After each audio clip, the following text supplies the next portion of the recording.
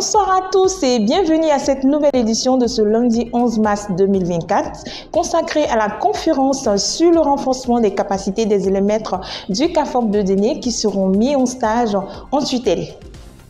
Cette conférence a eu pour terme les punitions physiques et humiliantes à cause, conséquences et solutions, animée par M. Kofikan Marcel, professeur de psychopédagogie au CAFOB supérieur de Déné.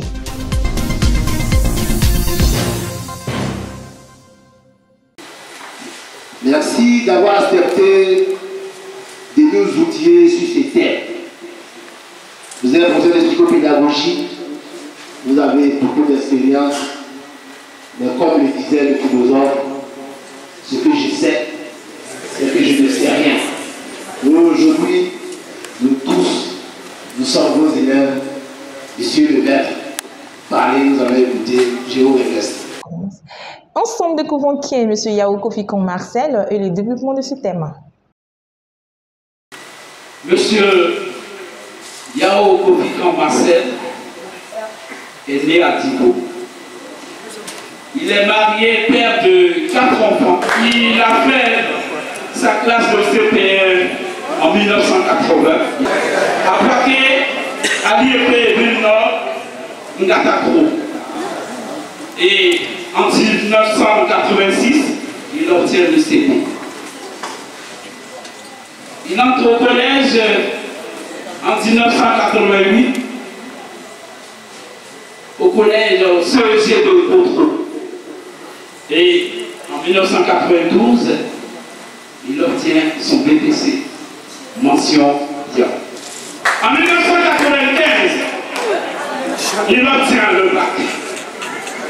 Orienté au CAFOB de Gagnoa en 1995, la même année, il est affecté à l'IEP Giambli, l'IEP Tout le Bleu.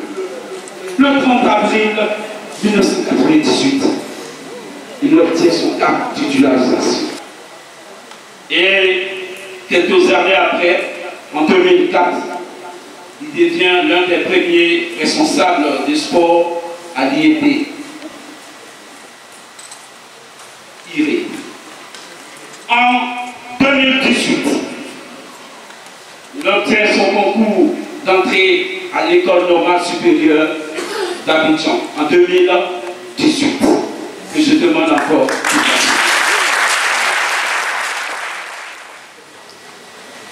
Messieurs les ADC, honorables membres de la maîtrise, chers élèves maîtres, je vous prie de recevoir de prime abord les salutations les plus chaleureuses.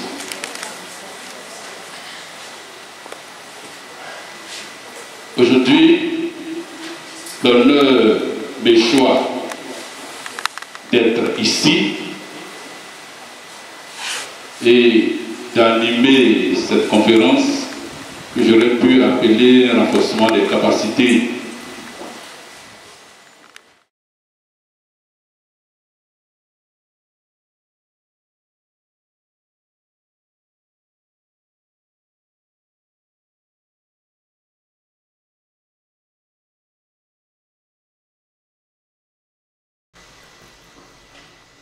Alors, pour entrer dans le vif du sujet, nous voulions d'abord définir le concept de punition. Qu'est-ce que c'est? La punition scolaire, dans le cadre scolaire, la punition vient comme un renforcement négatif, exercé sur les élèves.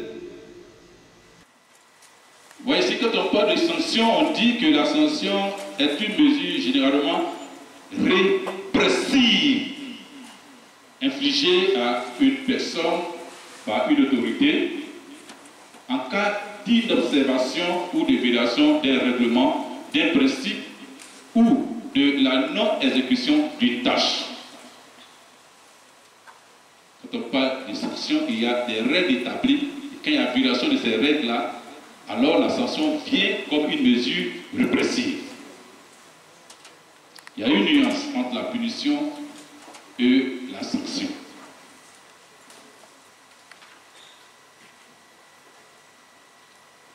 Alors, la sanction positive, donc, est une sanction constructive qui vise à améliorer le comportement de l'apprenant tout en respectant sa personnalité. Il faut respecter la personnalité de l'enfant.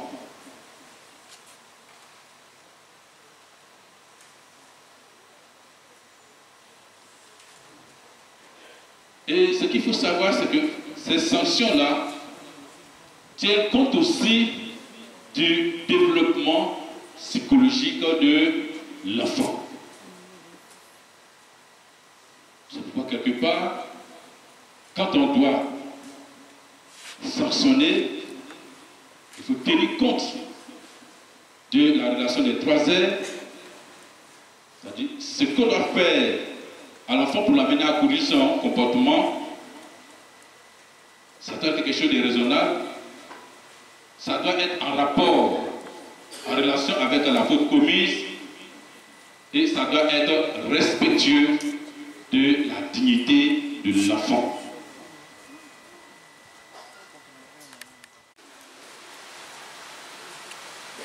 Il y a la discipline positive. Et il y a la sanction positive. Alors la discipline positive, c'est quoi? C'est une méthode pour réduire le mauvais comportement en récompensant le comportement positif.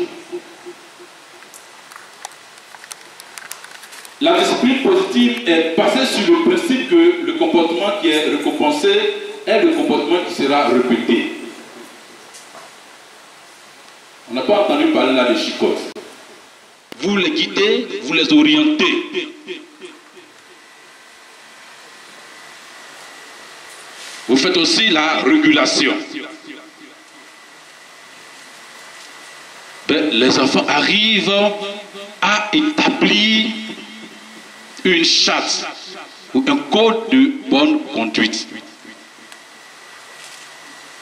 Et votre leadership va vous amener à rappeler, à chaque fois, à rappeler cette charte-là, à bien l'expliquer et à donner des responsabilités aux enfants eux-mêmes.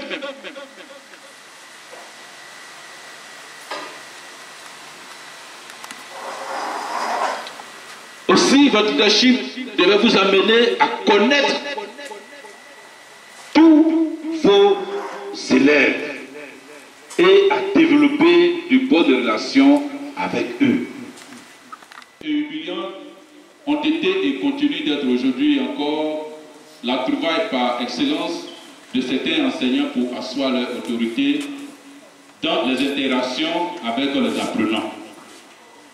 Le faisant, ceux-ci ne mesurent pas les conséquences fâcheuses de leur acte sur leur carrière et sur l'intégrité physique, physiologique et psychologique des enfants. La législation scolaire propose des alternatives aux punitions physiques et humiliantes qu'il conviendrait de se les approprier et de les intégrer dans nos pratiques quotidiennes des classes. Je vous remercie.